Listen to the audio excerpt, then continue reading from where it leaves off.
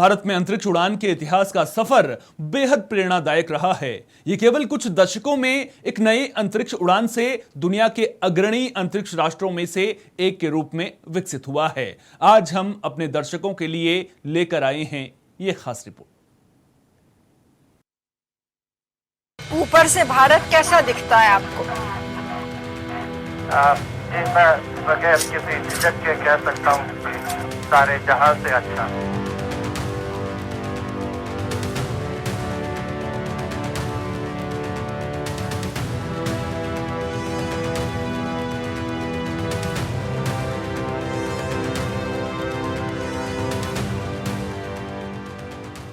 भारत के पहले अंतरिक्ष यात्री राकेश शर्मा थे।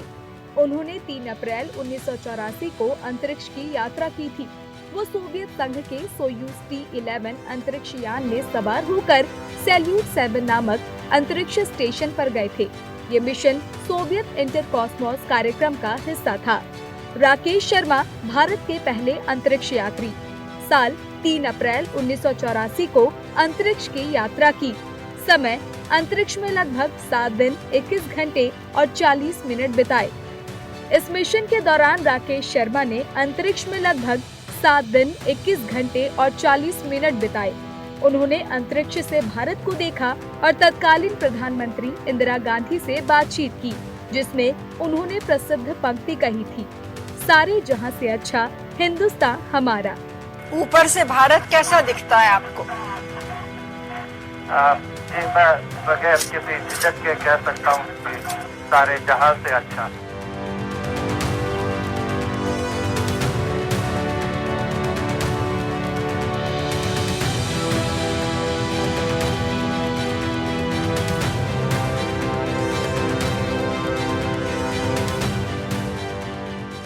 शुरुआती दौर 1960 के दशक। डॉक्टर विक्रम साराभाई को भारतीय अंतरिक्ष कार्यक्रम का जनक माना जाता है। उनकी दूरदर्शिता ने ही इस कार्यक्रम की नींव रखी। 1962 में इनकॉस पर भारतीय राष्ट्रीय अंतरिक्ष अनुसंधान समिति की स्थापना की गई, जो बाद में इसरो यानी भारतीय अंतरिक्ष अनुसंधान संगठन में बदल गई। शुरुआती प्रयोग केरल के Thumba equatorial rocket launching station में किए गए। यहाँ अमेरिकी नाइकी अपाचे और फ्रांसीसी सेंटोर जैसे साउंडिंग रॉकेट लॉन्च किए गए। इन शुरुआती लॉन्च का उद्देश्य ऊपरी वायुमंडल का अध्ययन करना था। 1969 में इसरो की स्थापना हुई, जिसने अंतरिक्ष अनुसंधान गतिविधियों को औपचारिक रूप दिया। विकास का दौर 1970 और 1980 के दशक। 1975 में भारत का पहला उपग्रह आर्यभट्ट सोवियत संघ की मदद से लॉन्च किया गया। ये भारत के लिए एक महत्वपूर्ण मील का पत्थर था, जिसने अंतरिक्ष में उपग्रह भेजने की क्षमता का प्रदर्शन किया। 1989 में भास्कर 1 भारत का पहला प्रायोगिक रिमोट सेंसिंग उपग्रह लॉन्च किया गया। 1980 में रोहिणी उपग्रह को भारत के पहले स्वदेशी प्रक्षेपण यान SLV-3 द्वारा सफलतापूर्वक लॉन्च किया गया। ये भारत को स्वदेशी रूप से उपग्रह लॉन्च करने की क्षमता वाले चुनिंदा देशों में से एक बनाता है। ASLV augmented satellite launch vehicle 1980 के दशक के मध्य में विकसित किया गया, जिसका उद्देश्य अधिक भार वहन क्षमता प्राप्त करना था। हालांकि इसके कुछ शुरुआती लॉन्च असफल रहे। स्वदेशीकरण और उन्नति। 1990 का दशक और 2000 का दशक। PSLV polar satellite launch vehicle का विकास 1990 के दशक में एक बड़ी सफलता थी। ये भारत का वर्क हॉर्स रॉकेट बन गया है, जो ध्रुवीय कक्षाओं में विभिन्न उपग्रहों जैसे रिमोट सेंसिंग और मौसम विज्ञान उपग्रह को लॉन्च करने में सक्षम है। PSLV ने कई विदेशी उपग्रहों को भी सफलतापूर्वक लॉन्च किया है। GSLV जियो सिंक्रोनस सैटेलाइट लॉन्च व्हीकल का विकास 2000 के दशक में शुरू हुआ। ये भारी संचार उपग्रहों को भूस्थिर कक्षा में स्थापित करने के लिए डिजाइन किया गया है। GSLV के विकास ने भारत को संचार उपग्रहों के लिए विदेशी लॉन्च सेवाओं पर निर्भरता कम करने में मदद की। INSAT इंडियन नेशनल सैटेलाइट श्रृंखला के तहत संचार और प्रसारण उपग्रहों का एक मजबूत बेड़ा विकसित किया गया, जिसने भारत में दूरसंचार, टेलीविजन प्रसारण और मौसम विज्ञान में क्रांति ला दी। IRS इंडियन रिमोट सेंसिंग श्रृंखला के उपग्रहों ने प्राकृतिक संसाधनों के प्रबंधन, आपदा निगरानी और शहरी नियोजन के लिए महत्वपूर्ण डेटा प्रदान किया। नए मील के पत्थर और भविष्य की योजनाएं। 2010 का दशक और आगे। 2008 में चंद्रयान-1 भारत का पहला चंद्र मिशन PSLV का उपयोग करके सफलतापूर्वक लॉन्च किया गया। इसने चंद्रमा पर पानी के अणुओं की उपस्थिति की पुष्टि की, जो एक महत्वपूर्ण वैज्ञानिक खोज थी।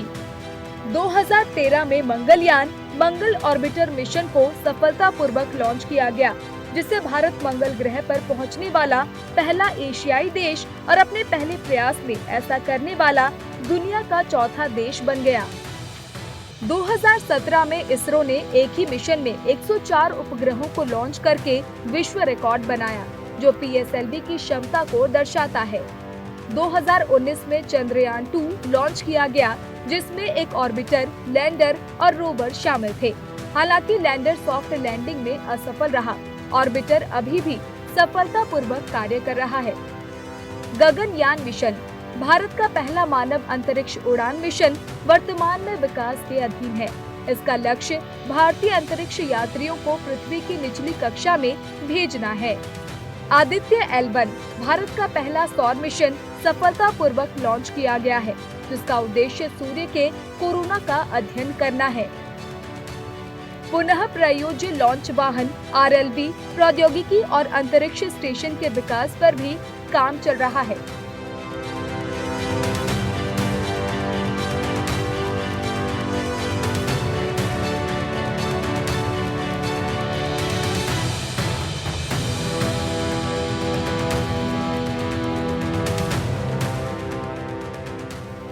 भारत में अंतरिक्ष उड़ान का इतिहास नवाचार, दृढ़ संकल्प और सीमित संसाधनों के बावजूद बड़ी उपलब्धियों का एक प्रमाण है। इसरो ने स्वदेशी क्षमताओं के निर्माण पर ध्यान केंद्रित करते हुए भारतीय समाज को लाभ पहुंचाने वाले अनुप्रयोगों पर खास जोर दिया है। भविष्य में भारत अंतरिक्ष अन्वेषण में और भी महत्वपूर्ण भूमिका निभाने के लिए तैयार है, जिसमें मानव अंतरिक्ष उड़ान और ग्रहों के मिशन शामिल हैं।